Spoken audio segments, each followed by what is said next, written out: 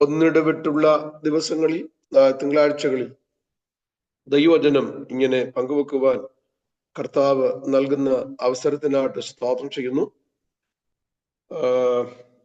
എനിക്ക് പല സമയങ്ങളിലും ഈ ടൈമിൽ കയറാൻ കഴിയാത്ത ചില പ്രത്യേക സാഹചര്യങ്ങളുണ്ട്. അതുകൊണ്ട് എനിക്ക് എല്ലാ ദിവസങ്ങളിലും നന്നായിട്ടൊന്ന് അറ്റൻഡ് ചെയ്യാൻ കഴിയുന്നില്ല. എങ്കിലും ആവോളം ഞാൻ എല്ലാ നിലകളിലും പ്രയലനോട് ചേർന്ന് ആയിരിക്കും. നിങ്ങളുടെ വിലപ്പെട്ട പ്രാർത്ഥന എനിക്ക്, നിങ്ങളുടെ കുടുംബത്തിന്, എൻ്റെ ശുശ്രൂഷകൾക്കൊക്കെ വളരെ അനുഗ്രഹം തന്നെയാണ്. നാം ഒരു കുടുംബമായി തന്നെ നിൽക്കുകയും പരസ്പരം പ്രാർത്ഥനയിൽ ഓർക്കുകയും ചെയ്യുന്നല്ലോ. എല്ലാറ്റിനും പ്രത്യേകം നന്ദി. ദൈവം നമ്മെ എല്ലാവരെയും ധാരാളമായി അനുഗ്രഹിക്കുമാറാകട്ടെ.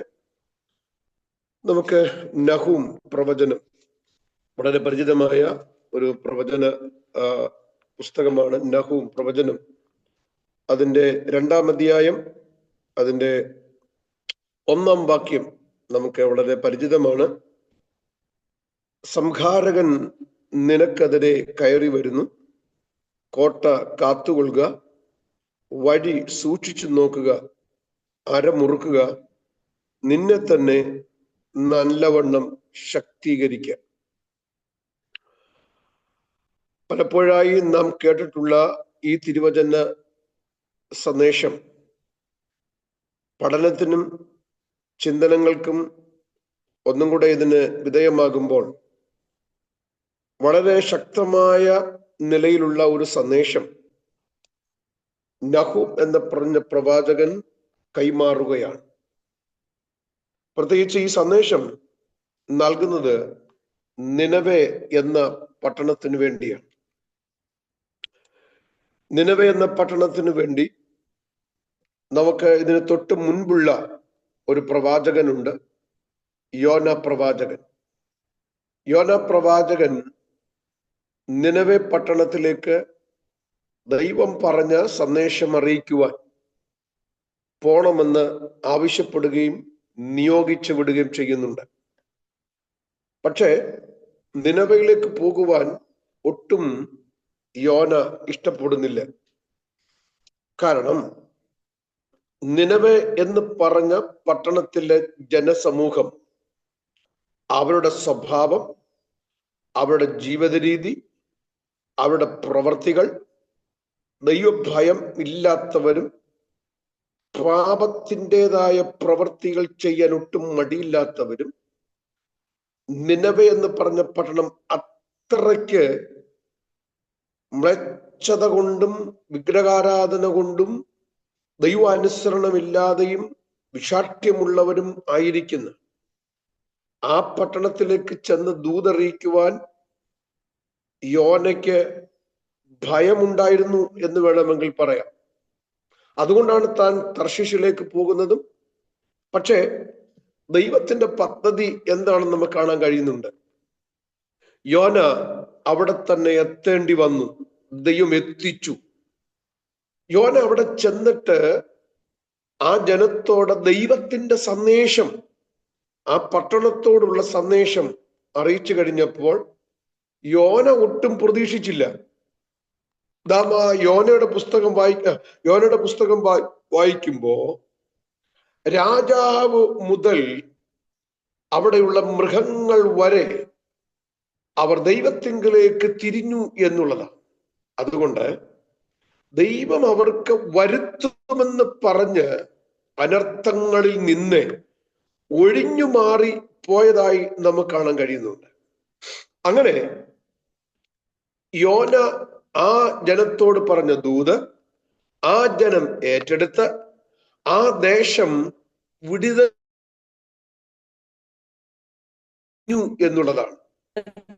ഞാൻ ആ ഭാഗത്തിലേക്കൊന്നും കൂടുതൽ പോകുന്നില്ല. എന്നാൽ എൻ്റെ ഈ സന്ദേശത്തോടുള്ള ബന്ധത്തിൽ എനിക്ക് അതൊന്ന് ഊന്നി പറയേണ്ടത് ആവശ്യമുള്ളത് കൊണ്ടാണ് ഞാൻ ആ ഭാഗത്തേക്ക് വരുന്നത്.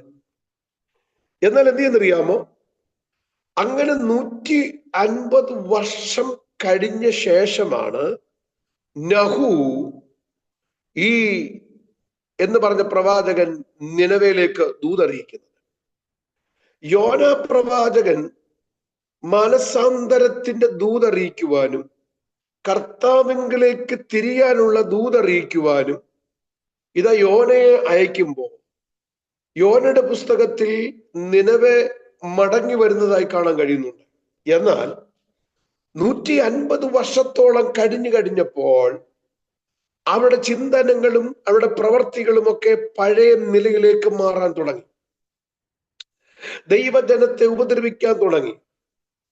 അവർ വീണ്ടും പാപത്തിന്റെ ദുഷ്ടതയുടെ മ്ലേച്ഛകരമായ നിലയിലേക്ക് അവർ തിരിയാൻ തുടങ്ങി. ആദ്യം കേട്ട ദൂത് അവർ മറന്നു.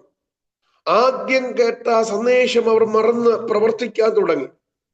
അങ്ങനെ മറന്ന് പ്രവർത്തിക്കാൻ തുടങ്ങിയപ്പോൾ ആ ജനത്തിനെതിരെയുള്ള ന്യായവിധിയുടെ ഒരു ദൂതാണ് നഹൂം പ്രവചനത്തിൽ നമുക്ക് ദർശിക്കാൻ കഴിയുന്നത്. ഇനിയും ഒരു നീക്കുപോക്കില്ല. ഇനിയും അടുത്ത നിലയിലേക്ക് അല്ലെങ്കിൽ മടങ്ങി വരാനുള്ള ഒരു അവസരം പോലും ഇവിടെ കൊടുക്കുന്നില്ല. ആ അവസരം കൊടുക്കാതെ നഹൂം എന്ന് പറഞ്ഞ പ്രവാചകൻ വളരെ ശക്തമായ നിലയിൽ ദൈവിക സന്ദേശങ്ങൾ അവിടെ പറയുകയാണ്. നഹൂം എന്ന് പറഞ്ഞ വാക്കിന്റെ അർത്ഥം തന്നെ ആശ്വാസപ്രദൻ എന്നാണ്. യഹോവയുടെ ആശ്വാസപ്രദൻ എന്നാണ്. പക്ഷേ ദൂത് കേട്ട് കഴിഞ്ഞാൽ നമുക്കറിയാം അങ്ങനെയുള്ളതല്ല. നഹൂം എന്ന് പറഞ്ഞ പുസ്തകം 3 അധ്യായങ്ങൾ കൊണ്ട് ഒതുങ്ങി നിൽക്കുന്ന അധ്യായമാണ്. ആ അധ്യായത്തിനകത്ത് ദൈവത്തെക്കുറിച്ചും ദൈവത്തിന്റെ പ്രവൃത്തികളെ കുറിച്ചും അതേ ന്യായവിധിയെക്കുറിച്ചും വളരെ വ്യക്തമായി നഹൂം ഇവിടെ അത് പ്രഖ്യാപിക്കുകയാണ്. ഞാൻ ഒന്ന് വേഗത്തിൽ ഈ അധ്യായങ്ങളിൽ നിന്ന് ദൈവത്തെക്കുറിച്ചുള്ള തൻ്റെ ആ പ്രവൃത്തികളെ നമുക്ക് കാണാൻ കഴിയുന്നുണ്ട്. ഒന്നാം അധ്യായത്തിലേക്ക് വരുമ്പോൾ ദൈവം തീഷ്ണതയുള്ളവൻ എന്ന് താൻ പറയുകയാണ്. നഹൂം എന്ന് പറഞ്ഞ പ്രവചനത്തിന്റെ 1-ാം അധ്യായത്തിൽ ദൈവത്തെക്കുറിച്ച് പറയുന്നുണ്ട്. ദൈവം തീഷ്ണതയുള്ള ദൈവമാണ്. നഹൂം എന്ന് പറഞ്ഞ പ്രവാചകൻ നിനവയിലുള്ള ജനത്തോട് പറയുന്ന ഒരു കാര്യം, ദൈവം തീഷ്ണതയുള്ളവനാണ്. ഒരു കാലഘട്ടത്തിൽ 150 വർഷത്തിന് പിറകിലേക്ക് നിങ്ങളുടെ ചരിത്രം ഒന്ന് പഠിക്കുമ്പോൾ, നിങ്ങളുടെ ജീവിത രീതി ഒന്ന് പഠിക്കുമ്പോൾ നിങ്ങളോട് ദൈവത്തിനൊരു അനുതാപമുണ്ടായിരുന്നു. ആ നിലയിൽ നിങ്ങൾ മടങ്ങി വരുവാൻ വേണ്ടി ദൈവിക ദൂതുകൾ യോന പ്രവാചകൻ മുഖാന്തരം നിങ്ങളോട് പറഞ്ഞു. പക്ഷെ നിങ്ങൾ മടങ്ങി വന്നു. നിങ്ങൾ മടങ്ങി വന്നപ്പോൾ നിങ്ങളുടെ മേൽ വരുത്തുമെന്ന് പറഞ്ഞ് ന്യായവിധി എന്തെന്നറിയാമോ മാറ്റി. എന്നാൽ ഈ കാലഘട്ടത്തിൽ, ഈ നഹൂമിന്റെ കാലഘട്ടത്തിൽ നിങ്ങളോട് ഇനി ദൈവത്തിന് എന്തില്ല? ഒരു കോംപ്രമൈസ് ഇല്ല. പിന്നെയോ എൻ്റെ ദൈവം തീഷ്ണതയുള്ള ദൈവമാണ്. നാം നമ്മുടെ കർത്താവിനെ കുറിച്ച്, ദൈവത്തെ കുറിച്ചൊക്കെ നമ്മൾ പഠിക്കുമ്പോൾ ദൈവത്തിന്റെ സ്വഭാവ സവിശേഷതകളെ കുറിച്ച് നമുക്ക് ദർശിക്കാൻ കഴിയുന്നുണ്ട്. അതിലേറ്റവും പ്രധാനപ്പെട്ട ഒന്നാണ് ദൈവം തീഷ്ണതയുള്ള ദൈവമാണ്. ദൈവം തീഷ്ണതയോടെ പ്രവർത്തിക്കും. തൻ്റെ പ്രവൃത്തിയിൽ നിന്ന് താൻ മാറുന്നില്ല. വളരെ തീഷ്ണതയോടെ പ്രവർത്തി. അതുകൊണ്ടാണ് ഇവിടെ സ്തോത്രം, പ്രൈസ് ദി ലോർഡ്, ഇവിടെ പറയുക. നോക്കൂ, ദൈവത്തിന്റെ ജനത്തെ ജനം ദൈവത്തോട് ചേർന്ന് നിൽക്കുമ്പോൾ, ഒരു ദൈവ പൈതൽ ദൈവത്തോട് ചേർന്ന് നിൽക്കുമ്പോൾ ആ ദൈവ പൈതലിന് വേണ്ടി ദൈവം തീഷ്ണതയോടെ അവന് വേണ്ടി പ്രവർത്തിപ്പനിടയാകും.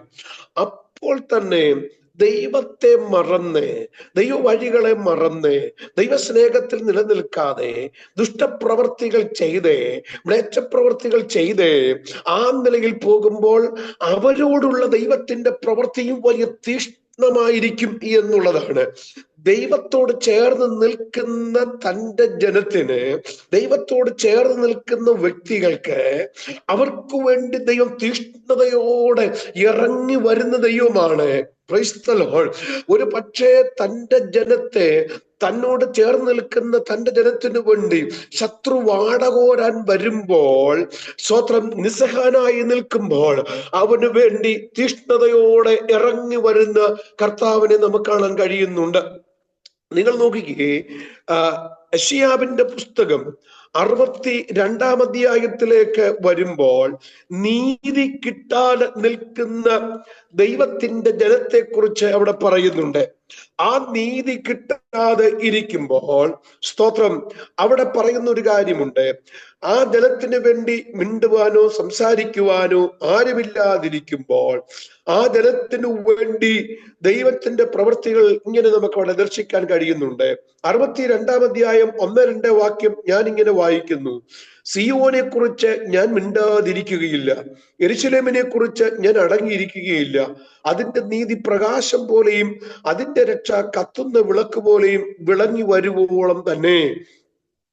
കണ്ടോ സ്തോത്രം, ദൈവത്തിന്റെ തീഷ്ണമായ ഒരു പ്രവൃത്തികൾ കണ്ടോ? Price the Lord. സിയോനെ കുറിച്ച് ഞാൻ മിണ്ടാതിരിക്കത്തില്ല. ഇത് യെരൂശലേമിനെ കുറിച്ച് പറയുന്ന ഒരു കാര്യമാണ്. അങ്ങനെയാണെങ്കിൽ പുതിയ നിയമത്തിലേക്ക് വരുമ്പോൾ ഈ വർത്തമാന കാലഘട്ടത്തിൽ നാം ഓരോരുത്തരും സ്തോത്രം സിയോന്റെ ഒരു പ്രത്യേക അനുഭവം പോലെ ആയിരിക്കുമ്പോൾ ഇവിടെ പറയും, ഞാൻ മിണ്ടാതിരിക്കുകയില്ല. ആർക്കു വേണ്ടി? തന്നെ സ്നേഹിക്കുന്ന, തനിക്ക് വേണ്ടി നിൽക്കുന്ന, തന്റെ വചനത്തിൽ നിലനിൽക്കുന്ന തന്റെ ജനത്തിന് വേണ്ടി മിണ്ടാതിരിക്കത്തില്ലെന്ന്. Praise the lord. ഹല്ലേലൂയ. നമ്മുടെ നാവടയ്ക്കുവാൻ പലരും ശ്രമിച്ചിരിക്കുക, ജോലി മേഖലകളിൽ ശ്രമിച്ചിരിക്കുക, ആത്മീയ മേഖലകളിൽ ഒരുപക്ഷെ ശ്രമിച്ചിരിക്കുക. പക്ഷെ മറ്റു പല പ്രിയപ്പെട്ടവരും നമ്മളെ മിണ്ടാതിരിക്കുവാനും സംസാരിക്കാതിരിക്കുവാനും ഒക്കെ നമുക്കെതിരെ വാടകോരാൻ നിൽക്കുമ്പോൾ ഇവിടെ പറയാ, ഞാൻ മിണ്ടാതിരിക്കത്തില്ല. ആരാ? തീഷ്ണതയുള്ള ദൈവം പറയാ, ഞാൻ നിനക്ക് വേണ്ടി മിണ്ടാതിരിക്കത്തില്ല. അതുകൊണ്ടാ പറഞ്ഞ, എന്നോട് വാദിക്കുന്നവരോട് വാദിക്കണമേ, എന്നോട് പൊരുതുന്നവരോട് പൊരുതേണമേ. ഹല്ലേലൂയ. ഇന്ന് പകലിലും എന്നെ കേൾക്കുന്ന പ്രിയപ്പെട്ടവരെ, നമ്മളൊന്നും മിണ്ടാതിരുന്നാൽ മതിയെന്ന് നമ്മുടെ കർത്താവ് നമുക്ക് വേണ്ടി തീഷ്ണമായി നമുക്ക് വേണ്ടി പ്രവർത്തിക്കുന്നവനാണ്, നമുക്ക് വേണ്ടി ഇടപെടുന്ന ദൈവമാണ്. ഒറ്റ കാര്യം, ആ കർത്താവോട് ചേർന്ന് നിൽക്കുക, ആ കർത്താവോട് ചേർത്ത് നിൽക്കുക. Price the Lord. ഒരു പക്ഷേ ന്യായങ്ങളും അന്യായങ്ങളും ഒക്കെ നമ്മുടെ മുൻപിൽ നിരത്തി വെക്കുമ്പോൾ, നമുക്കെതിരെ ന്യായങ്ങളും അന്യായങ്ങളും ഒക്കെ കുറ്റങ്ങൾ ആരോപിക്കുമ്പോ ഒന്നും മിണ്ടാൻ കഴിയാതെ നിൽക്കുമ്പോൾ ഇവിടെ പറയുക, ഞാൻ നിനക്ക് വേണ്ടി തീഷ്ണതയോടെ ഞാൻ മിണ്ടാതിരിക്കത്തില്ല. Price the Lord. എന്നെ കേൾക്കുന്ന പ്രിയപ്പെട്ടവരെ, ചില ഇടങ്ങളിൽ ഒന്നും മിണ്ടാതിരിക്കാൻ, നമ്മുടെ ഭാഗത്തായിരിക്കാം ന്യായമുള്ളത്, നമ്മുടെ ഭാഗത്തായിരിക്കാം നീതിയുള്ളത്, നമ്മുടെ ഭാഗത്തായിരിക്കാം സത്യമുള്ളത്, നമ്മുടെ ഭാഗത്തായിരിക്കാം വെളിച്ചമുള്ളത്. പക്ഷേ അതൊരു പക്ഷേ ആ സമയത്തൊന്ന് പ്രദർശിപ്പിക്കുവാനോ പറയുവാനോ അനുവാദമില്ലാതിരിക്കുന്ന സമയമായിരിക്കാം. പക്ഷെ ഒരു കാര്യമുണ്ട്, നമ്മെ സ്നേഹിക്കുന്ന കർത്താവ് പറയ, കുഞ്ഞേ നീ ഒന്നും മിണ്ടാതിരുന്നു, ഞാൻ നിനക്ക് വേണ്ടി വാദിച്ചോളാം, ഞാൻ നിനക്ക് വേണ്ടി പ്രവർത്തിച്ചോളാം. അടുത്തത് പറയുന്ന നിങ്ങളുടെ കാര്യം കണ്ടോ? യെരൂശലേമിനെ കുറിച്ച് ഞാൻ അടങ്ങിയിരിക്കത്തില്ലെന്ന്. Praise the lord. ആർക്ക് വേണ്ടിയാ? ശത്രുവിന് വേണ്ടി മാത്രമല്ലെന്ന്, നമുക്ക് വേണ്ടി അവൻ എന്തറിയാമോ? അടങ്ങിയിരിക്കത്തില്ല. Praise the lord. അവൻ എന്നറിയാമോ? ഒരു സിംഹം ഇറങ്ങി വരുന്നത് പോലെ അവൻ ഇറങ്ങി വന്ന് പ്രവർത്തിക്കുന്ന ദൈവമാ. അടങ്ങിയിരിക്കത്തില്ല കർത്താവ്, തീഷ്ണതയോടെ നിൽക്കുന്ന കർത്താവാണ്. Price the Lord. നോക്കൂ, ദാനിയേലിനെയും കൂട്ടരെയും സിംഹത്തിന്റെ ഗുഹയ്ക്കകത്തിട്ടു, ദാനിയേലിനെ സിംഹത്തിന്റെ ഗുഹയ്ക്കകത്തിട്ടു. പക്ഷേ എന്റെ കർത്താവ് എന്നറിയാമോ? അവൻ ഇറങ്ങി വന്നു. അടങ്ങിയിരുന്നില്ല, ഇറങ്ങി വരികയാ. സിംഹത്തിന്റെ വായടച്ചവന് നമുക്ക് അവിടെ കാണാൻ കഴിയുന്നുണ്ട്. കപ്പലിൽ 276 ജനമുണ്ട്. ആടി ഉലയുന്ന കപ്പൽ ജീവനെ പോലും ഭയന്നുകൊണ്ട് നിൽക്കുന്ന സാഹചര്യത്തിൽ അന്ന് രാത്രിയിൽ ഇറങ്ങി വന്ന് പൗലോസ്ലീഹ പറയുന്നുണ്ട്, ഇന്നലെ രാത്രിയിൽ എന്നോട് സംസാരിച്ചു എന്റെ ദൈവം, നിങ്ങൾക്കാർക്കും ഒരു ജീവഹാനി വരികയില്ല, കപ്പലിന് നാശമുണ്ടാകും, പക്ഷേ നിങ്ങളുടെ ജീവൻ ഒരു ഹാനിയും ഉണ്ടാകത്തില്ല. കാരണം അറിയാമോ? ഇന്നലെ രാത്രിയിൽ ആ കർത്താവ് ഇറങ്ങി വന്നെന്ന്. എന്റെ കർത്താവ് അടങ്ങിയിരിക്കും. അപ്പൊ തീഷ്ണതയുള്ള ദൈവമാണ് അല്ലേ? ഈ കൽപ്പനകൾ കൊടുക്കുമ്പോ പറയുന്ന ഒരു കാര്യമുണ്ട്, അവൻ തീഷ്ണതയുള്ള ദൈവമാണ്. തീഷ്ണത, നമ്മുടെ ദൈവത്തിന്റെ പ്രത്യേകത തീഷ്ണതയുണ്ട്, തീഷ്ണമായി നിൽക്കുകയാണ്. നമ്മുടെ കർത്താവിന്റെ പല പ്രവൃത്തികൾ നമ്മൾ കാണുമ്പോൾ, പുതിയ നിയമത്തിലേക്ക് വരുമ്പോൾ സ്നേഹം കൃപായുഗം ആണ്. അതുകൊണ്ട് വേഗത്തിൽ ചില പാപത്തിന്റെ ക്രൂരത അല്ലെങ്കിൽ കഠോരമായ ക്രൂര പ്രവൃത്തി ചെയ്യുമ്പോൾ പെട്ടെന്ന് എന്ത് ചെയ്യുന്നില്ല. നമ്മൾ ഈ 50-ാം സങ്കീർത്തനത്തിൽ വായിക്കുന്ന പോലെ, നീ ഇവ ചെയ്തപ്പോൾ ഞാൻ മിണ്ടാതിരുന്നപ്പോൾ നീ വിചാരിച്ചു ഞാൻ നിന്നെ പോലെ ആയിരിക്കും എന്ന്, അല്ലെ? ഈ പാപത്തിന്റെ പ്രവൃത്തി ഇങ്ങനെ കഠോരമായി നിൽക്കുമ്പോ ദൈവം എന്തേ വേഗത്തിൽ അതിനെതിരെ പ്രതികരിക്കാതെ നമുക്ക് തോന്നിപ്പോകാറുണ്ട്, ഇല്ലേ? പക്ഷേ ദൈവത്തിന്റെ തീഷ്ണത ഒരിക്കലും കുറഞ്ഞിട്ടില്ലെന്നേ. തീഷ്ണമായ നമ്മുടെയൊക്കെ പ്രാർത്ഥന തീഷ്ണമാകണം, നമ്മുടെയൊക്കെ വിശ്വാസം തീഷ്ണമാകണം. പലപ്പോഴും നമ്മുടെ ആ തീഷ്ണത കുറഞ്ഞു പോയിക്കൊണ്ടിരിക്കുക. നമ്മുടെ ഈ വെളിപ്പാട് പുസ്തകം 1-ാം അധ്യായത്തിൽ പറയുന്ന പോലെ, നിന്റെ ആദ്യ സ്നേഹം നീ ഏതിൽ നിന്ന് വീണിരിക്കുന്നു എന്നൊരു ഭാഗമുണ്ട്. 2-ാം അധ്യായത്തിൽ ഏതിൽ നിന്ന് വീണിരിക്കുന്നു എന്ന് അടുത്ത് പറയാം. നിന്റെ ആദ്യ സ്നേഹം വിട്ടുകളഞ്ഞു എന്നൊരു കുറ്റം നിന്നെ കുറിച്ച് പറയാനുണ്ട്. ആദ്യ സ്നേഹത്തിലെ ആ പ്രാർത്ഥനയും, ആദ്യ സ്നേഹത്തിലെ ആരാധനയും, ആദ്യ സ്നേഹത്തിലെ വിശ്വാസ ജീവിതത്തിന്റെ ആ തീഷ്ണമായ വാക്കുകൾ, തീഷ്ണമായ പ്രാർത്ഥനകൾ ഇന്ന് അത്രയുണ്ടോ എന്ന് നമ്മളത് ചിന്തിക്കണം. ഇവിടെ പറഞ്ഞ ദൈവം തീഷ്ണത ഉള്ളവനാ. നോക്കൂ, ആരാധനയെ സംബന്ധിച്ച്, പ്രാർത്ഥനയെ സംബന്ധിച്ച് എന്റെ കർത്താവിന്റെ തീഷ്ണത നമുക്ക് കാണാൻ കഴിയുന്നുണ്ട്, അല്ലേ? അതാണ് ചാട്ടവാറെടുത്തത്. ആലയത്തിലേക്ക് വന്നു നോക്കുമ്പോൾ അവിടെ എന്ത് ചെയ്യുന്നു? അവിടുത്തെ ആ സംഭവങ്ങൾ കണ്ടിട്ട് ചാട്ടവാറെടുത്തു, അടിച്ചോടിച്ചിട്ട് പറയുക, ഇത് പ്രാർത്ഥനാലയം എന്ന് വിളിക്കപ്പെടും എന്ന് കർത്താവ്. തീഷ്ണമാണ്. ആലയത്തെക്കുറിച്ചുള്ള എരിവെന്നെ തിന്നുന്നു എന്നൊരു ഭാഗമുണ്ട്, ഇല്ലേ? ആലയത്തെക്കുറിച്ചുള്ള തീഷ്ണത, വിശുദ്ധിയെക്കുറിച്ചുള്ള തീഷ്ണമായ അനുഭവങ്ങൾ, ആ തീഷ്ണത. ഇവിടെ നഹൂം പ്രവചനം 1-ാം അധ്യായത്തിൽ ദൈവത്തെക്കുറിച്ച് പറയുകയാണ്, അവൻ തീഷ്ണതയുള്ള ദൈവമാണ് എന്ന് വെച്ച് കഴിഞ്ഞാൽ, നിനവേ പട്ടണമേ നിങ്ങൾ ശ്രദ്ധിച്ചോ, നിങ്ങൾക്കെതിരെ ദൈവം നിങ്ങൾക്കെതിരെ, നിങ്ങളുടെ പാപത്തിന്റെ പ്രവൃത്തികൾക്കെതിരെ മടങ്ങി വരാതിരിക്കുന്നത് കൊണ്ട് ദൈവത്തിന്റെ ക്രോധം വരുമെന്ന്. അതുകൊണ്ട് അവരത് അടക്കി വെക്കത്തില്ല. അവൻ തീഷ്ണതയുള്ള ദൈവമാണ് എന്ന് പരിചയപ്പെടുത്തുക. നമ്മൾ ആ 1-ാം അധ്യായത്തിന്റെ നമ്മൾ കാണുമ്പോൾ ഈ നഹൂം പരിചയപ്പെടുന്നത് തന്നെ അങ്ങനെയാ. 1-ാം അധ്യായത്തിന്റെ 2-ാം വാക്യം, ദൈവം തീഷ്ണതയുള്ളവനും അഹോവ പ്രതികാരവും ഇന്നനുമാകുന്നു. അപ്പൊ ദൈവം തീഷ്ണതയുള്ള ദൈവം അവിടെ പറയും, തീഷ്ണതയുള്ള ദൈവമാണ്. 2-ാം അധ്യായത്തിലേക്ക് വരുമ്പോൾ ദൈവം ന്യായാധിപതിയാണ്. ദൈവം ന്യായാധിപതിയാണ്. 3-ാമത്തെ കാര്യം എന്ന് പറയുന്നത് ദൈവം നീതി നിഷ്ഠയുള്ളവനാണ്. അപ്പൊ 1, ദൈവം തീഷ്ണതയുള്ളവനാണ്. 2, ദൈവം ന്യായാധിപതിയാണ്. 3, ദൈവം നീതി നിഷ്ഠ ഉള്ളവനാണ്. ദൈവ സ്വഭാവത്തിന്റെ മനോഹരമായ ഒരു വിവരണമാണ് നമുക്ക് ഈ ഭാഗങ്ങളിലെല്ലാം നമുക്ക് കാണാൻ കഴിയുന്നത്. മറ്റൊരു രണ്ട് ചിന്തകളുടെ ഞാൻ നിങ്ങളോട് ഓർപ്പിക്കാൻ താല്പര്യപ്പെടുകയാണ്. സ്വതന്ത്രം, സമയത്തിന്റെ പരിമിതി നമുക്കുണ്ടല്ലോ. എന്താണ് 2 ചിന്ത? 1, തൻ്റെ ജനത്തോടുള്ള ദൈവത്തിന്റെ വിശ്വസ്തത. 1-ാം ഭാഗത്തിൽ, അല്ലെങ്കിൽ 1-ാം ഭാഗത്തിൽ നമുക്ക് മനസ്സിലാക്കാൻ കഴിയുന്നത് തൻ്റെ ജനത്തോടുള്ള ദൈവത്തിന്റെ വിശ്വസ്തത. 2, തൻ്റെ ശത്രുക്കളോടുള്ള ക്ഷമ. എത്ര വലുതായിരുന്നാലും തൻ്റെ ക്രോധം ആസന്നമായിരിക്കുന്നു എന്നുള്ളതാണ്. മനസ്സിലായോ? തൻ്റെ ശത്രുക്കളോടുള്ള ക്ഷമ എത്ര വലുതായിരുന്നാലും തൻ്റെ ക്രോധം ആസന്നമായിരിക്കും എന്നുള്ളതാണ്. താമസിച്ചെന്ന് പറഞ്ഞാലും ദൈവം നിർണയിച്ചത്, നമ്മൾക്ക് ആ 2-ാം അധ്യായം അതിന്റെ 7-ാം വാക്യത്തിൽ നമ്മൾ വായിക്കുന്നത് ഇങ്ങനെയുണ്ട്, അത് നിർണയിച്ചിരിക്കുന്നു, ദൈവം നിർണയിച്ചിരിക്കുന്നു, അത് അതുപോലെ തന്നെ നടത്തും എന്നുള്ളതാണ്. Price the Lord. ഒന്നുകൂടെ പറഞ്ഞു കഴിഞ്ഞാൽ, ഈ അശൂരിന്റെ നിലവേപ്പെടുന്നുള്ള അശൂരിന്റെ അഹങ്കാരവും ക്രൂരതയും വിഗ്രഹ ആരാധനയും ഇതിനെതിരെയുള്ള ദൈവിക പരമാധികാരത്തെ ഒരിക്കലും തിരസ്സിക്കാൻ കഴിയത്തില്ല. പാപത്തിന്റെ മേലുള്ള ദൈവത്തിന്റെ ന്യായവിധിയെ കുറിച്ച് വളരെ വ്യക്തമായി പറയുകയാണ്. ഞാൻ വേഗത്തിൽ മടങ്ങി വരട്ടെ. 2-ാം അധ്യായത്തിന്റെ 1-ാം വാക്യമാണ് നമ്മൾ വായിച്ചത്. ആ വാക്യത്തിൽ എന്താ പറയുന്നത്? സംഹാരകൻ നിനക്കെതിരെ എന്ത് ചെയ്യുന്നു? നിനക്കെതിരെ കയറി വരിക. നിനവേ എന്ന് പറഞ്ഞ പട്ടണമേ, നിനക്കെതിരെ വരുന്നുണ്ട്. നിനക്കിതിനെ ചെറുത്തു നിൽക്കാൻ കഴിയുമോ? കഴിയത്തില്ല.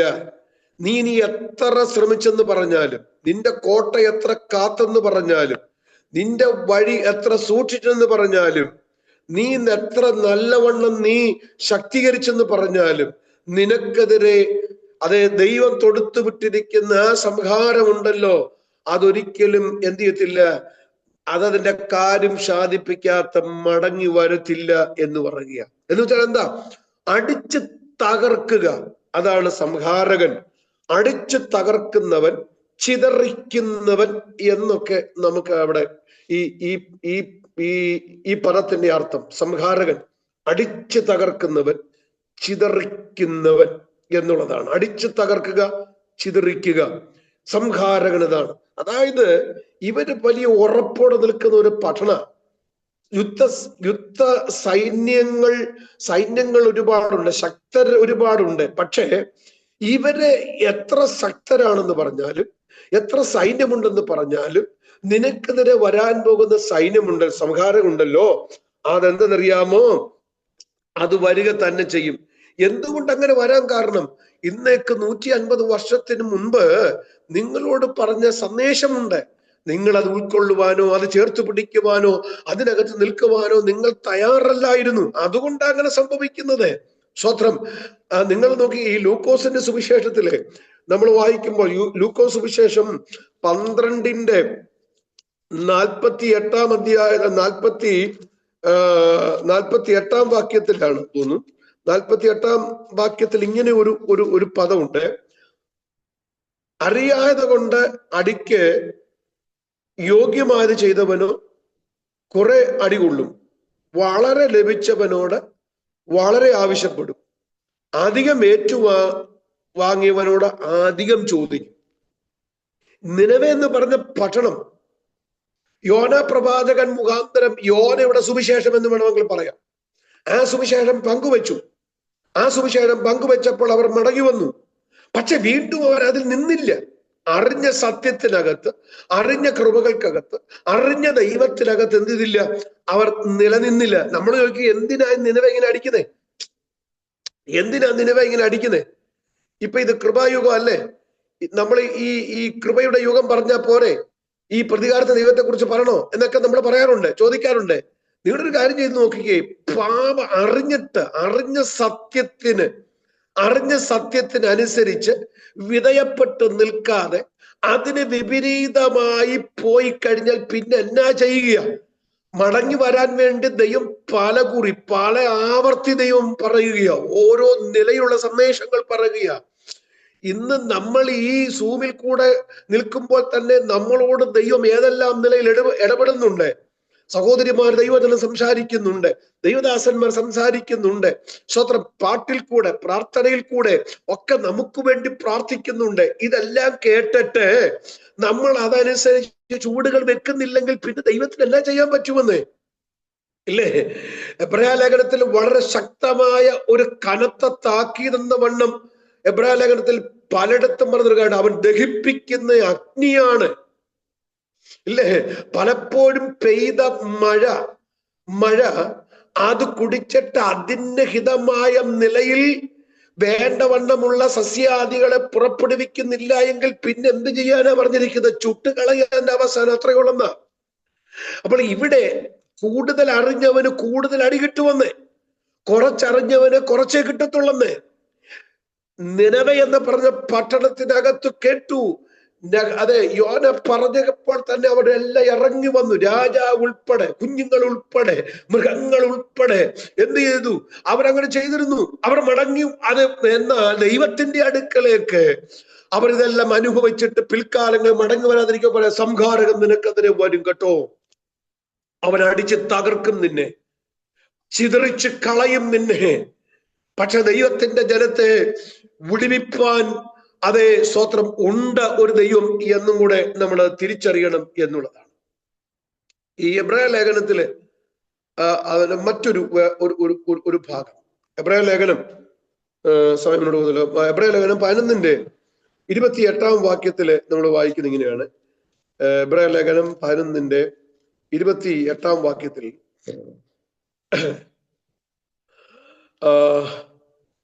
Praise God, hallelujah. എന്താ വായിക്കുന്നറിയാമോ? വിശ്വാസത്താൽ അവൻ കടിഞ്ഞൂലുകളുടെ സംഹാരകൻ അവരെ തൊടാതിരിപ്പാൻ പെസകയും ചോരത്തളികയും ആചരിച്ചു. നഹൂം എന്ന് പറഞ്ഞ പുസ്തകത്തിൽ പറയുന്നു, സംഹാരകൻ നിനക്കെതിരെ വരും, അവൻ അടിച്ച് തകർക്കും നിന്നെ. പക്ഷെ ഇവിടെ ദൈവത്തോട് നിൽക്കുന്ന ജനത്തോട് പറയുക, ആ സംഹാരകൻ അവരെ തൊടാതിരിപ്പാൻ. നമുക്ക് ആ ഭാഗം അറിയാം, പുറപ്പാട് പുസ്തകത്തിൽ പറഞ്ഞിരിക്കുന്ന ഭാഗമാണ് ഇല്ലേ? പുറപ്പാട് പുസ്തകത്തിൽ ആ സംഭവങ്ങളൊക്കെ നമുക്കറിയാം. ബാധകൾ 10 അയച്ചിട്ടും, അതെ, 9 ബാധ അയച്ചിട്ടും ആ തന്റെ ജനത്തെ വിടുവാൻ തയ്യാറല്ലാതിരിക്കുമ്പോ 10ാമത്തെ ബാധ അയക്കുന്ന സംഹാരകൻ അയക്കുകയാണ് ഇല്ലേ? സംഹാരകൻ വരുന്നുണ്ട്. പുറപ്പാട് പുസ്തകം 12-ാം അധ്യായം അതിന്റെ 23-ാം വാക്യം കൂടെ ചേർത്ത് വായിക്കുമ്പോഴാണ് 11-ാം അധ്യായത്തിൽ എബ്രായ ലേഖനം 11-ന്റെ 28-ാം വാക്യത്തിന്റെ ആ ആഴം, അതിന്റെ പ്രസക്തി നമുക്ക് ഒന്നും കൂടെ മനസ്സിലാക്കാൻ കഴിയുന്നത്. അവിടെ നമ്മൾ ഇങ്ങനെ വായിക്കുന്നത്, 12-ന്റെ 23-ാം വാക്യം, യഹോവ മിസ്രയീമ്യരെ ദണ്ഡിപ്പിക്കേണ്ടതിന് കടന്നു വരും, എന്നാൽ കുറുമ്പടിമേലും കട്ടളക്കാൽമേലും രണ്ടിന്മേലും രക്തം കാണുമ്പോൾ ആ യഹോവ വാതിൽ ഒഴിഞ്ഞ് കടന്നു പോകും. നിങ്ങളുടെ വീടുകളിൽ നിങ്ങളെ ദണ്ഡിപ്പിക്കുന്ന സംഹാരകൻ വരുവാൻ സമ്മതിക്കത്തില്ല. Praise the lord. കട്ടളമേലും കുറുമ്പടിമേലും പെസഹ കുഞ്ഞാടിന്റെ ആ രക്തം, അല്ലെങ്കിൽ കുഞ്ഞാടിന്റെ ആ രക്തം കാണുമ്പോൾ സംഹാരകൻ എന്ത് ചെയ്യുന്നു? ഒരു ഭാഗത്തെ സംഹാരകൻ ഈ രക്തം കാണുമ്പോൾ മാറിപ്പോകുന്നു. പക്ഷേ നിനവേ പട്ടണത്തിലേക്ക് നിങ്ങൾ നോക്കിക്കേ, അവിടെ സംഹാരകൻ വരാതിരിക്കാനായിട്ട് ഒന്നും അവിടെ ഒരു അടയാളവുമില്ല. പക്ഷെ അവൻ നേരെ ചെല്ലുകയാ. നോക്കൂ, ദൈവം തന്റെ ജനത്തെ എത്ര നിലയിൽ ഭദ്രമായി സൂക്ഷിക്കുന്നു എന്നുള്ളതാണ് പലപ്പോഴും നമ്മുടെ മേൽ. ഇത് സ്വത്രം പത്രോസിന്റെ ലേഖനത്തിൽ പറഞ്ഞൊരു കാര്യമുണ്ട്, ഇതാ പിശാച് അലറുന്ന സിംഹം പോലെ ആരെ വിഴുങ്ങേണ്ടു എന്നവൻ ചുറ്റി സഞ്ചരിച്ച് നടക്കുകയാ. നമ്മളെയൊക്കെ അവന്റെ കയ്യിലേക്ക് വീഴാതിരിക്കുവാൻ അവന്റെ അവസാനം അടുത്തു എന്ന് തിരിച്ചറിഞ്ഞുകൊണ്ട് ഒരു സംഹാരകത്തിന്റെ താണ്ഡവം പോലെ അവൻ ആടിക്കൊണ്ട് നിൽക്കുമ്പോൾ, എന്നെയും നിങ്ങളെയും നമ്മളെ ഓരോരുത്തരെയും അതിനകത്ത് വീഴ്ത്താതിരിക്കുന്ന നമ്മുടെ കഴിവ് കൊണ്ടൊന്നുമല്ലെന്ന്. എന്തെന്നറിയാമോ? കഴിവെങ്കിൽ വൃതന്മാരെ പോലും തെറ്റിച്ചു കളയുന്ന സാത്താന്റെ പ്രവർത്തികൾ ഇങ്ങനെ വല്ലാതെ നിൽക്കുമ്പോൾ എന്നെയും നിങ്ങളെയും സൂക്ഷിച്ച്, എന്നെയും നിങ്ങളെയും നമ്മുടെ തലമുറകളെയും ദൈവത്തിന്റെ സഭയും ദൈവത്തിന്റെ ജനത്തെയും ഒക്കെ പരിപാലിക്കുന്ന സംരക്ഷിക്കുന്നറിയാമോ? കർത്താവായ യേശു ക്രിസ്തുവിന്റെ രക്തത്താൽ നമ്മളെ അറിയാമോ? എബ്രായ ലേഖനത്തിന്റെ ഭാഷയിൽ പറഞ്ഞാൽ പുണ്യാക രക്തമാണ്. ഹല്ലേലൂയ. ഹാബേലിന്റെ രക്തം പ്രതികാരത്തിന് വേണ്ടി നിലവിളിക്കുമ്പോൾ നമ്മുടെ മേൽ വന്നിരിക്കുന്നത് പ്രതികാരത്തിന്റെ രക്തമല്ല, പിന്നെയോ അതേ ക്ഷമിക്കുന്ന ഒരു രക്തമാണ്. ആ രക്തം എന്നെയും നിങ്ങളെയും സംരക്ഷണം ചെയ്തുകൊണ്ടിരിക്കുന്നു, ഇന്നും സംരക്ഷണം ചെയ്തുകൊണ്ടിരിക്കുന്നു. ഇന്നും നമ്മളെ സംരക്ഷണം ചെയ്യുകയാണ്. നമ്മുടെ കണ്ണുകളെ നമുക്ക് അടയ്ക്കാം, നമുക്ക് ഒരുമിച്ച് പ്രാർത്ഥിക്കാം. നമ്മെ സംഹാരകന്റെ കയ്യിലേക്ക് ഇട്ടുകൊടുക്കാതെ വണ്ണം. Price the lord. ഹല്ലേലൂയ. അവന്റെ രക്തം നമുക്ക് അടയാളമായി ഇന്നുമുണ്ട്. യേശു ക്രിസ്തുവിന്റെ രക്തത്താൽ നമുക്ക് ജയമുണ്ട്. ആകയാൽ നമുക്ക് ആ ജയത്തോടെ നമുക്ക് മുന്നേറാം എന്ന് ഓർപ്പിച്ചുകൊണ്ട് എന്റെ വാക്കുകൾ ഇന്ന് വിരമിക്കുന്നു. ദൈവം നമ്മെ ധാരാളമായി അനുഗ്രഹിക്കുമാറാകട്ടെ. എല്ലാ പ്രിയപ്പെട്ടവർക്കും പ്രത്യേകം നന്ദിയും വന്ദനവും പറയുന്നു. നിങ്ങളുടെ വിലപ്പെട്ട പ്രാർത്ഥനയും ആത്മീയ കൂട്ടായ്മകളും ഒക്കെ വളരെ അനുഗ്രഹം തന്നെയാണ്. പരസ്പരം നമുക്ക് പ്രാർത്ഥന ഓർക്കാം. God bless you. Thank you. പ്രിയമുള്ളവരെ, എത്ര ശക്തമായിട്ടുള്ള ഒരു ദൈവവചനം നഹൂം പ്രവചനത്തിൽ നിന്ന്. നമ്മൾ അധികം അങ്ങനെ വായിക്കുന്ന ഒരു പ്രവചനമല്ല, എന്നാൽ അതിൻ്റെ ചരിത്ര പശ്ചാത്തലമൊക്കെ കർത്താവിൻ്റെ ദാസന് ചുരുക്കമായിട്ട് നമുക്ക് കേൾക്കാനിടയായല്ലോ. ഞാൻ ഏതാനും വാചകങ്ങൾ കൂടെ പറഞ്ഞതിന് ശേഷം പാസ്റ്റർ NT സാങ്കുട്ടി പ്രാർത്ഥിച്ച് ജോസോമൻ പാസ്റ്റർ ആശീർവാദം പറയുന്നതാണ്. നമുക്കറിയാം, നിനവയിലേക്ക് യോനാ പ്രവാചകന് പോയി അതിനെതിരെ അവർക്ക് മുന്നറിയിപ്പ് നൽകുകയാണ്. BC 8-ാം നൂറ്റാണ്ടിലെ ഏകദേശം BC 740 ആ സമയത്താണ് യോനാ പ്രവാചകൻ അവിടെ പോകുന്നത്. നമുക്കറിയാം, അവിടെ യോനായോട് പോകാൻ പറഞ്ഞപ്പോൾ യോന വിസമ്മതിച്ചത്. നമുക്കറിയാം, ഇസ്രായേൽ ജനതയെ സംബന്ധിച്ചിടത്തോളം അസീറിയൻസ് ഇവര് ശത്രുക്കളാണ്, നികൃഷ്ടരായിട്ടുള്ള ആളുകൾ, ക്രൂരന്മാരായിട്ടുള്ള ആളുകൾ, എല്ലാ വിധത്തിലും ശത്രുക്കൾ തന്നെയാണ്. അതുകൊണ്ടാണ് യോന അവിടെ പോകാഞ്ഞത്. ഒരു ശത്രുവിൻ്റെ രാജ്യത്തേക്ക് പോകാൻ, ഒരു പട്ടണത്തിലേക്ക് പോയാൽ എന്താ സംഭവിക്കുന്നത്? ഒരുപക്ഷെ തന്നെ ആക്രമിച്ചേക്കും, അല്ലെങ്കിൽ അവരോട് ചെന്ന് സുവിശേഷം പറഞ്ഞ് അവരെ രക്ഷപ്പെടുന്നത് തന്നെ യോനായ്ക്ക് ഇഷ്ടമില്ലായിരുന്നു. അതുകൊണ്ടാണ് അവിടേക്ക് പോകാതിരുന്നത്. എന്നാൽ ദൈവം യോനായോട് പറഞ്ഞ് നിർബന്ധമായിട്ട് അവിടെ ചെന്ന് അവർക്ക് മുന്നറിയിപ്പുകൾ നൽകി. നമുക്കറിയാം, ആ നിനവെ പട്ടണം മുഴുവൻ, ആ രാജാവ് മുഴുവൻ മുതൽ എല്ലാവരും അനുതപിച്ച് അവർ ദൈവത്തെങ്കിലേക്ക് വന്ന് ദൈവം അവരെ നശിപ്പിച്ചില്ല എന്നൊക്കെ നമ്മൾ അവിടെ വായിക്കുന്നുണ്ട്. പിന്നീട് ഏകദേശം 120 വർഷങ്ങൾ കഴിഞ്ഞ് 7-ാം നൂറ്റാണ്ടിൽ ആണ് BC 640 ആയപ്പോഴത്തേക്കാണ് ഈ നഹൂം പ്രവാചകൻ ഈ പ്രവചനം പറയുന്നത്. അതിൻ്റെ അർത്ഥം 100-120 വർഷം കഴിഞ്ഞപ്പോഴത്തേക്ക് അവരെ പഴയതുപോലെ തന്നെയായി, അല്ലെങ്കിൽ അതിനേക്കാളും വഷളായി. അപ്പോൾ ദൈവരോട് പറയുകയാണ്, നിങ്ങളെ ഞാൻ അന്ന് നശിപ്പിക്കാതെ വിട്ടു, എന്നാൽ ഈ രീതിയിലുള്ള മോശമായിട്ടുള്ള ജീവിതമാണെങ്കിൽ സംഹാരകൻ നിങ്ങൾക്കെതിരെ വരികയാണ് എന്നൊക്കെ പറയുകയാണ്. നമുക്കറിയാം, അതിനുശേഷം അധികം താമസിക്കാതെ തന്നെ പേർഷ്യൻ സാമ്രാജ്യം, ബാബിലോണിയർ, അവർ വന്നിട്ട് ഈ അശൂർ സാമ്രാജ്യത്തെ കീഴടക്കുകയും നിനവെ പട്ടണം നശിപ്പിച്ചു കളയുകയൊക്കെ ചെയ്തു, അവരെ അടിമകളായി കൊണ്ടുപോവുകയൊക്കെ ചെയ്തു എന്നാണ് ചരിത്രത്തിൽ നമുക്ക് കാണുവാനായിട്ട് കഴിയുന്നത്. അതുകൊണ്ട് ദൈവം നൽകുന്ന ക്ഷമ, കർത്താവിൻ്റെ ദാസൻ പറഞ്ഞു, 2 കാര്യങ്ങളാണ് പ്രധാനമായിട്ട് ഈ നഹൂം പ്രവചനത്തിൽ നമ്മൾ കാണുന്നത്. ദൈവം വിശ്വസ്തനാണ്, അനുതപിക്കുന്നവരോട് കാരുണ്യമുള്ളവനാണ്, ഒന്നാമത്. എന്നാൽ രണ്ടാമത്, ദൈവം ന്യായവിധി നടത്തുന്നവരാണ്, ശക്തമായ ന്യായവിധി നടത്തുന്നവരാണ്. അതുകൊണ്ട് പ്രിയമുള്ളവരെ, അന്ന് ഈ നിനവേയിലെ ജനങ്ങൾ അനുഭവിച്ചതായ ആ അനുഭവങ്ങൾ തന്നെയാണ് ചരിത്രത്തിൽ ഉടനീളം ഇസ്രായേൽ മക്കൾക്ക് സംഭവിച്ചതാണ്. ദൈവം മുന്നറിയിപ്പുകൾ നൽകി. അവര് ചില സമയത്ത് ദൈവത്തെങ്കിലേക്ക് വന്നു, ചില സമയത്ത് ദൈവത്തിൻ്റെ മുന്നറിയിപ്പുകളെ അവഗണിച്ചുകൊണ്ട് പോയി, അവർ നാശത്തിലേക്ക് പോയി. നമ്മുടെ ജീവിതത്തിലും അത് തന്നെയാണ്. ദൈവം എപ്പോഴും നമുക്ക് പല രീതിയിലുള്ള മുന്നറിയിപ്പുകൾ നൽകുന്നു. നമ്മൾ അനുതപിച്ച് ദൈവപാതയിലേക്ക് വന്നാൽ അനുഗ്രഹകരമായിട്ട് പോകും. അല്ലെന്നുണ്ടെങ്കിൽ ദൈവം പല രീതിയിൽ നമ്മുടെ ജീവിതത്തിൽ ന്യായവിധികൾ നടത്തുന്നുണ്ട് എന്ന് നമുക്ക് കാണാനായിട്ട് സാധിക്കും. അതുകൊണ്ട് ദൈവം വിശ്വസ്തനാണ്, അതേ സമയത്ത് അവൻ നീതിയുള്ള ഒരു ദൈവമാണ്. പാപിയെ സ്നേഹിക്കുന്നവരായ ഈശോയാണ്, എന്നാൽ പാപത്തെ വെറുക്കുന്ന, ന്യായം വിധിക്കുന്ന ഒരു ദൈവമാണ് എന്നാണല്ലോ നമ്മൾ കേട്ടത്, പ്രിയമുള്ളവർ. അതുകൊണ്ട് ഈ നമ്മൾ വിചാരിക്കും നിനവേയിലെ ആളുകൾ എത്ര മോശന്മാർ. അത് തന്നെയാണ് യോനാ പ്രവാചകൻ പറഞ്ഞ അതാണ്. നിനവെ പട്ടണത്തിലെ ആളുകൾ എത്ര നീചന്മാരും നികൃഷ്ടന്മാരും ഒക്കെയാണ്. അവർക്ക് രക്ഷപ്പെടേണ്ട ആവശ്യമൊന്നുമില്ല, ദൈവം അവരെ നശിപ്പിക്കണം. എന്നാൽ അവരെ ദൈവവചനമൊക്കെ കേട്ട് അനുദമിച്ച് വന്നപ്പോൾ യോനയ്ക്ക് അത് ഇഷ്ടമായില്ല എന്നുള്ളതാണ്. യോന പറഞ്ഞു, ഇതിൻ്റെയൊന്നും ആവശ്യമില്ല, ഇവരെ അങ്ങ് നശിപ്പിക്കാനാണ് പറഞ്ഞത്. പ്രിയമുള്ളവരെ, എന്നാൽ ദൈവം കാരുണ്യവാനാണ്. നമ്മുടെ ജീവിതത്തിൽ നമുക്കറിയാം എന്തെല്ലാം, നമ്മൾ ചുറ്റുപാട് നോക്കുമ്പോൾ എന്തെല്ലാം അനുഭവങ്ങളാണ് നമ്മൾ കാണുന്നത്. നേരത്തെയൊക്കെ ഉള്ളതിനേക്കാളും വളരെ മോശമായിട്ടുള്ള അനുഭവങ്ങളാണ്. ഇവിടെ അമേരിക്കയിലാണെങ്കിലും എല്ലാ ദിവസവും ഏതെങ്കിലും ഒരു മാനസിക രോഗി തോക്കുകളുമായിട്ട് എന്ന്, ഈ കഴിഞ്ഞ ദിവസം ഇവിടെ മിന്നസോട്ട എന്ന് പറഞ്ഞ സ്ഥലത്ത്, മിന്നിയാപോലീസ് എന്ന് പറഞ്ഞ സ്ഥലത്ത്, മിന്നസോട്ട സംസ്ഥാനത്ത് ഒരു മാനസിക രോഗിയാണ്, 10-22 വയസ്സിൽ. ഇവരെല്ലാം മാനസിക രോഗികളാണ്. അവന് 5-6 തോക്കുണ്ടായിരുന്നു. ഇവിടെ തോക്ക് മേടിക്കാൻ ഒരു പ്രയാസവുമില്ല. 10-12 വയസ്സുള്ള പിള്ളേരുടെ കയ്യിൽ തന്നെ തോക്കുണ്ട്. അത് കൊണ്ടുപോയി ഒരു ചെറിയ ഒരു കാതലിക് സ്കൂളിലെ, അവൻ്റെ അമ്മ ആ സ്കൂളിൽ പഠിപ്പിച്ചിരുന്നതാണ്. കാതലിക് സ്കൂളിലെ 10-12 വയസ്സ്, 8-10 വയസ്സുള്ള 2 കൊച്ചു പിള്ളേരെ, ഒത്തിരി പേരെ വെടിവെച്ചു. 2 പിള്ളേർ ചത്തു, 10-20 പിള്ളേർക്ക് പരിക്കേറ്റു. ഇതൊക്കെയാണ് ഇവിടെ സംഭവിക്കുന്നത്. പൈശാചികമായിട്ടുള്ള മാനസിക രോഗം എന്ന് പറഞ്ഞാൽ തന്നെ പൈശാചികമാണ്. നമുക്കറിയാം, ഗദരദേശത്തെ ആ ഭൂതഗ്രസ്തൻ മാനസിക രോഗിയായിരുന്നു. എത്ര പൈശാചികമായിട്ട് അവനെ തന്നെത്താൻ ചതയ്ക്കുകയും മറ്റുള്ളവരെ ചതയ്ക്കുകയും, എന്നാൽ കർത്താവ് അവനെ തേടി ചെന്ന് അവന് സൗഖ്യം നൽകി. അതുകൊണ്ട് നമ്മൾ ഈ ജനങ്ങൾക്ക് വേണ്ടി നമുക്ക് പ്രാർത്ഥിക്കാം.